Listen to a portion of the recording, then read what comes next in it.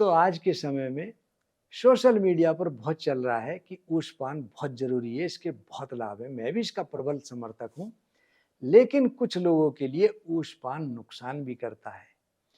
इन लोगों को ऊष्पान यानी कि प्रातःकाल उठते साथ पानी पीना वर्जित है, रुकना चाहिए, नहीं करना चाहिए।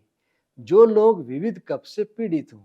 दूसरा, जिनको वातज व्याधि बहुत ज़्यादा सताती हो, जिनको हिचकी बहुत ज़्यादा परेशान करती हो, जिनके पेट में अल्सर हो, जिसके पेट में बहुत ज़्यादा अफारा हो या निमोनिया से पीड़ित हो, जिसको टीबी यानी कि क्षय रोग हो या जिसके शरीर में व्रण यानी कि घाव हो, ऐसे लोगों को ऊष्पान नहीं करना चाहिए।